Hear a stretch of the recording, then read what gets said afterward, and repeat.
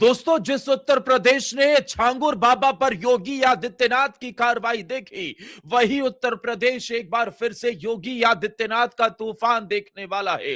इस बार कार्रवाई छांगुर 2.0 पर होगी। एक ऐसा गिरोह जिसने हिंदू बेटियों को टारगेट किया, हाथ में कलावा, हिंदू नाम, माथे पर तिलक, लेकिन निशाने पर हिंदू बेटियां। और उत्तर प्रदेश से लेकर नेपाल तक नेटवर्क था। बस्ती से ऑपरेट होने वाला ये नेटवर्क जैसे ही खुला, योगी आदित्यनाथ भी हैरान रह गए। लखनऊ से लेकर दिल्ली तक की सियासत चौंक गई। पुलिस अफसरों को समझ नहीं आया कि ये कैसे हो रहा था। एक छोटे से बंद कमरे के होटल के अंदर हिंदू बेटियों को निशाना बनाया जा रहा था। हिंदू बेटियों को जिस्म फरोशी के लिए इस्तेमाल करने वाला ये आरोपी जब पकड़ा गया तो योगी आदित्यनाथ ने इसकी कमर तोड़ इलाज की तैयारी कर दी है। दोस्तों, इस वीडियो में मैं आज आपको छांगू 2.0 की कहानी बताने वाला हूं। एक ऐसा सच जिसने पुलिस महकमे को हिलाकर रख दिया है। योगी आदित्यनाथ ने अभी 48 घंटे पहले ही कहा था कि उत्तर प्रदेश की पुलिस को हमने पिस्तौल इसलिए थमाई है कि वो सही समय पर उसे चला सके। उन्होंने कहा कि उत्तर प्रदेश में यूपी की पुलिस और योगी की पुलिस गोली खाने के लिए नहीं बैठी है, बल्कि उत्तर प्रदेश की पुलिस अब अपराधियों को गोली से भूनने के लिए तैयार है। जवाब गोली से दिया जाएगा, क्योंकि इन अपराधियों, इन मंचलों की हालत ऐसी उत्तर प्रदेश में हो जाएगी, ये किसी ने सोचा नहीं था। लेकिन दोस्तों, मैं इस कार्रवाई की आपको सबसे बड़ी तस्वीर बताऊं, उससे पहले कमेंट में आप बताना कि ऐसे आरोपियों पर किस तरीके की कार्रवाई होनी चाहिए। क्या ऐसे आरोपियों का एनकाउंटर नहीं होना चाहिए? और योगी आदित्यनाथ के इस बयान पर, जिसमें उन्होंने कहा कि उत्तर प्रदेश में अब पुलिस को गोली चलाने का अधिकार है, योगी और अखिलेश यादव के समय की पुलिस में आप क्या अंतर देखते हैं? योगी के शासनकाल को आप 10 में से कितने नंबर देंगे? कमेंट में जरूर बताना। और अगले 30 सेकंड मेरे साथ बने रहिए, मैं आपको बताता हूं कि उत्तर प्रदेश के अंदर इस बार ऐसा क्या हो गया है जो योगी का गुस्सा 7वें आसमान पर पहुंच गया।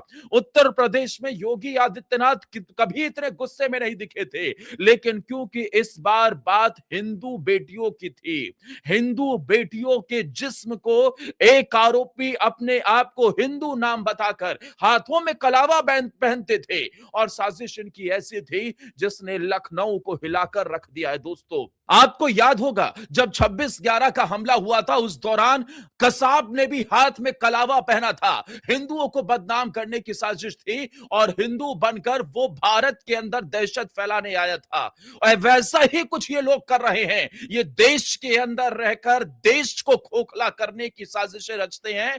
ये कलावा पहनते हैं, तिलक लगाते हैं, लेकिन पर्दे के पीछे इनका खेल कुछ और होता है, जिहाद का, इस्लाम का। और यहां तक कि आप बंद कमरे में किस तरीके की हरकतें करते हैं, आप जानेंगे तो होश उड़ जाएंगे। मैं आप सबसे भी विनती करता हूं दोस्तों, अपनी बेटियों को, अपनी बहनों को समझाइए कि इन सब लोगों से दूर रहें, क्योंकि जिस तरीके की खबरें लगातार आई, आपने देखा छांगुर बाबा वाला केस, कैसे छांगुर बाबा केस के मामले में हिंदुओं को धर्मांतरण कराया गया, हिंदुओं को बहलाया फुसलाया, टारगेट किया गया, और फिर उनके धर्मांतरण कराकर उनको किस तरीके से यूज किया गया। छांगुर बाबा ने प्रॉपर्टी बना ली करोड़ों की, लेकिन योगी का बुलडोजर दौड़ा तो उसकी सारी नसें ढीली हो गई। और अब उत्तर प्रदेश के अंदर एक ऐसा ही आरोपी निकलकर सामने आया जो खुद को प्रिंस नाम से महिलाओं को बताता था, लेकिन उसका असली नाम अजफरुल हक है, अजफरुल हक। और उसके गिरोह ने अब तक करीब 300 लड़कियों को फंसाया है। ये हिंदू लड़कियां थी, क्योंकि ये हाथों में कलावा पहनते थे। दोस्तों, समझिए आपके बीच में ही कैसे लोग बैठे हुए हैं। वो तो भला हो उत्तर प्रदेश में योगी जी का, बाबा के बुलडोजर का, बाबा की पुलिस का, जो ऐसे लोग कहीं ना कहीं डर के साए में जी रहे हैं। लेकिन जब जब इनकी करतूतें सामने आती हैं, योगी का कमर तोड़ एक्शन शुरू हो जाता है। खबर है कि अब इस आरोपी का पूरा इलाज किया जाएगा। योगी सूद समेत हिसाब करने के लिए तैयार है। पहले तो ये जिस होटल के अंदर ये गिरोह चलाता था उसे पूरी तरीके से बुलडोजर से जमींदोज कर दिया जाएगा, फिर इसकी पूरी संपत्ति को मिट्टी में मिलाया जाएगा, इसके पूरे गिरोह को पकड़कर उसमें से एक एक को ठाए ठाए करके पूरा हिसाब चुकता कर दिया जाएगा। और ऐसे ही कार्रवाई होनी चाहिए दोस्तों, क्योंकि ये आरोपी खुद को हिंदू बताता, कलावा पहनता और शादी और नौकरी का झांसा देकर पहले तो भरोसा जीतता था। ये हिंदू बेटियों को ही निशाना बनाना इनका मकसद था। लव जिहाद से रिलेटेड उत्तर प्रदेश के बस्ती जिले से ये बड़े रैकेट का खुलासा हुआ है और मैं आपको बताऊंगा कि कैसे इस रैकेट के तार नेपाल तक जुड़े हुए हैं। ये लव जिहाद की आड़ में जिस्म फरोशी का धंधा बना लिया था। इन्होंने महिलाओं को देह व्यापार में धकेल दिया था। सोचिए जरा किस तरीके से ये हमारी हिंदू बहन बेटियों को एक टूल के तौर पर इस्तेमाल कर रहे हैं। पाकिस्तान और दुनिया भर के मुस्लिम देशों के इशारे पर काम करने वाले ये लोग देश के अंदर राष्ट्र विरोधी हरकतें करते हैं। ऐसे ही लोग उत्तर प्रदेश से लेकर फरीदाबाद या अलग अलग जगहों पर अल फलाह, दिल्ली ब्लास्ट जैसी हरकतें भी करते हैं। दोस्तों, इन लोगों के विचार ना ठीक है। ऐसे लोग हिंदुस्तान की रहकर खाते हैं लेकिन हिंदुस्तान में ही जहर बोने का काम करते हैं। अब सुनिए जरा कैसे क्या हुआ है और मैं फिर आपको यह भी बताऊंगा कि योगी ने कैसे इनके कमर तोड़ इलाज की तैयारी की है। दोस्तों, इसका नाम जो आरोपी का अजफरुल हक है, जो खुद को प्रिंस बताता था और फिर लड़कियों को अपने जाल में फंसाता था। उसके बाद इनकी आपत्तिजनक वीडियो बनाता और लड़कियों को ब्लैकमेल करता और ब्लैकमेल करने के बाद उन्हें देह व्यापार में धकेल देता। लड़कियों को नेपाल सहित देश के अलग अलग राज्यों में भेजे जाने का भी आरोप है। यानी कि नेपाल जैसे देशों में इसने हमारे हिंदू बहन बेटियों की सप्लाई की, उन्हें ब्लैकमेलिंग की, उन्हें डराया गया, धमकाया गया, उनकी आपत्तिजनक वीडियो बनाए गए, उन्हें इस्तेमाल किया गया और एक दो नहीं 300 लड़कियां हैं, 300 लड़कियां। ऐसा ही छांगुर बाबा ने कुछ किया था। उसने धर्म बदलवाया था हिंदू बहन बेटियों का और फिर उसका बाबा ने कैसे इलाज किया कि उत्तर प्रदेश ही नहीं पूरे देश में एक मिसाल बन गई। विरोध करने पर परिवार को यह प्रताड़ित करता था और अपहरण की धमकी भी दी गई। पुलिस ने इस मामले में अब तक 8 आरोपियों के खिलाफ एफआईआर दर्ज कर दी है। मुख्य आरोपी को जेल भेज दिया गया। इसकी शक्ल देखिए दोस्तों, ये उत्तर प्रदेश के बस्ती के अंदर इस तरीके की साजिशें रच रहा था। एक पीड़िता ने न्यूज चैनल से बात करते हुए बताया कि कलवारी थाने के रहने वाली पीड़िता बस्ती शहर में एक निजी हॉस्पिटल में काम करती थी, जहां जनवरी 2022 में उसकी मुलाकात प्रिंस से हुई, जिसने खुद को हिंदू बताया। और ऐसे ही ये सिर्फ एक अजवरुल हक जैसे लोगों की कहानी नहीं है। ऐसे न जाने ये कितने गीदड़, ऐसे न जाने ये कितने सियार गिद्ध हमारे आसपास घूम रहे हैं, जो बेटियों के जिस्म को नोचने के लिए अपने आप को हिंदू तक बताते हैं और उसे अच्छे हॉस्पिटल में नौकरी दिलवाने के नाम पर बात ही बात में उसका मोबाइल नंबर ले लिया। धीरे धीरे उसने प्रेम जाल में फंसाया। युवती को शक ना हो इसके लिए उसने बकायदा हाथ में कलावा पहना था। ये कलावा जो हम पहनते हैं ना, ये देखिए, ये हिंदुओं की सबसे बड़ी पहचान आज की डेट में होती है। माथे पर तिलक, हाथों में कलावा, ये कहा जाता है। लेकिन उन्होंने इसे भी हथियार बना लिया और हाथों में कलावा पहनकर वो अब कहीं ना कहीं खुद को हिंदू बताकर साजिशें रचने लगे। भरोसा जीता और उसके साथ फिर दुष्कर्म किया, फिर शादी का झांसा देकर लगातार दुष्कर्म किया गया। जब बात हद से ज्यादा गुजर गई तो युवती शिकायत लेकर उसके घर पहुंची तो घर में भी युवक ने अपने भाई और सहयोगी के साथ मिलकर उसके साथ गैंग रेप किया। इतने हैवान हैं ये दोस्तों। और मैं ये कहना चाहता हूं कि अगर उत्तर प्रदेश में आज योगी जी ना होते ना, तो ये लोग आप सिर उठाकर इस तरीके के अपराध कर रहे होते। योगी जी ने इनकी कमर तोड़ दी है और इस मामले में भी जब से पकड़ा गया है ना, ये पुलिस के सामने गिड़गिड़ा रहा है।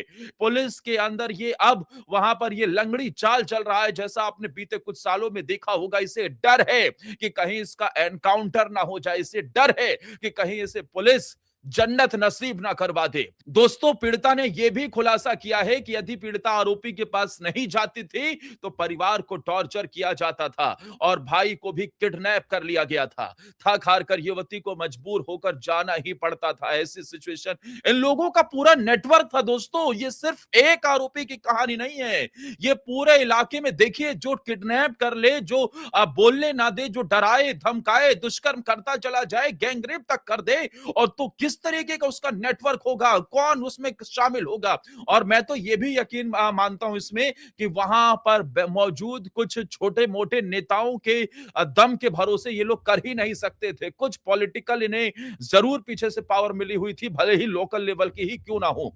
पीड़िता के अनुसार आरोपी अजफरुल हक उर्फ प्रिंस थाने का हिस्ट्री शीटर अपराधी है। और अब इस हिस्ट्री शीटर की तो हिस्ट्री योगी आदित्यनाथ की पुलिस निकाल रही है। इसे ऐसा सबक सिखाया जाएगा कि इसकी 7 पुश्ते याद रखेंगी। काले कारनामे में उसके घर वाले भी साथ थे। आरोपी के घर वाले उसे भी बर्बाद करके देह व्यापार के दलदल में धकेलने की कोशिश कर रहे थे कि उस बेटी को भी देह व्यापार के दलदल में इंडिया से लेकर नेपाल तक उसकी सप्लाई की जाए। पीड़िता ने दावा किया कि आरोपी और उसके भाई हिंदू बनकर लगभग 300 लड़कियों को प्रेम जाल में फंसाकर उन सभी का आपत्तिजनक वीडियो बनाते और उसके बाद फिर देह व्यापार के लिए वो विदेशों में बेच देते थे। मैं फिर से कहूंगा, उन लड़कियों को, इन हिंदू लड़कियों को पहले तो निशाना बनाया जाता, फिर दुष्कर्म करके आपत्तिजनक वीडियो बनाया जाता और फिर उनके परिवार को डराया धमकाया जाता, फिर बेच दिया जाता था। इस पूरे मामले में पुलिस ने अब तक 8 आरोपियों को गिरफ्तार कर लिया है। लेकिन दोस्तों अब समझिए, अब सुनिए योगी की आगे की कार्रवाई क्या होने वाली है। खबर है कि उत्तर प्रदेश के बस्ती में जो कुछ भी हुआ उसकी रिपोर्ट योगी की टेबल पर पहुंच गई है। और योगी का इंतकाम ऐसा होता है कि जमाना याद रखता है। छांगुर बाबा जिसने धर्मांतरण किया था उसकी भी एक महिला एजेंट थी। उस महिला एजेंट के जरिए उसने उत्तर प्रदेश के अंदर बड़े पैमाने पर लड़कियों को, हिंदू बहन बेटियों को टारगेट किया था, उनका धर्म परिवर्तन कराया था, उन्हें भी ऐसे ही इस्तेमाल किया गया था अलग अलग अपने मकसद को पूरा करने के लिए। लेकिन अब ये हाथ में कलावा बांधकर, हिंदू नाम बताकर बेटियों को निशाना बनाने वाले इस अजफरुल हक का योगी आदित्यनाथ कमर तोड़ने वाले हैं।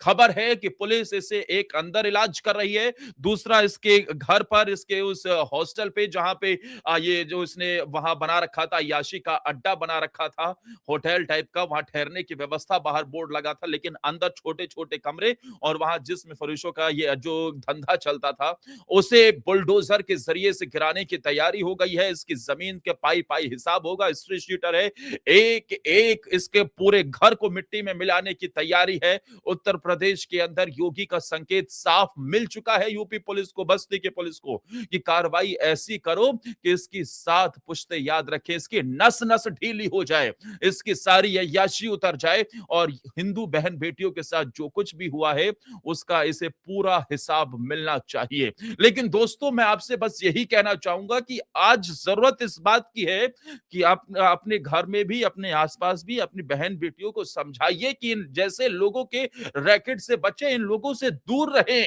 नहीं तो कल को कौन सी बेटी शिकार हो जाए, फिर जाहिर सी बात है ये हमारे लिए चीजें हाथ से निकल जाती हैं। इन लोगों का पूरा नेटवर्क ऑपरेट करता है। लेकिन दोस्तों आप मेरी इस बात से सहमत है क्या कि अगर उत्तर प्रदेश में योगी आदित्यनाथ ना होते तो ना जाने ऐसे कितने रैकेट गिरोह चल रहे होते और ना जाने हिंदुओं को ये जो टारगेट करते हैं, हाथों में कलावा बांधकर, शर्म नहीं आती, जिहाद फैला रहे हैं। और उत्तर प्रदेश में लव जिहाद पर योगी जी ने ही आकर सख्त कानून बनाया, जिसके बाद अब कार्रवाई हो रही है। खैर आप क्या कहना चाहेंगे, इस आरोपी के खिलाफ किस तरीके की कार्रवाई होनी चाहिए? और योगी जी ने लव जिहाद को लेकर या हिंदू बहन बेटियों को टारगेट करने वाले, क्योंकि योगी जी ने कहा था अगर आप बहन बेटियों के साथ छेड़ोगे तो अगले चौराहे पर यमराज तुम्हें छोड़ेगा नहीं और यमराज इसका भी हिसाब करेगा। किस तरीके की कार्रवाई इस पर होनी चाहिए? योगी आदित्यनाथ को उत्तर प्रदेश में कानून व्यवस्था के मामले में 10 में से कितने नंबर आप देंगे? कमेंट सेक्शन में जरूर बताना दोस्तों। और अगर ये वीडियो हमारी पसंद आई हो तो आप हमारे चैनल को सब्सक्राइब कर हमें सपोर्ट कर सकते हैं। ज्यादा से ज्यादा शेयर करना दोस्तों। जय हिंद, वंदे मातरम।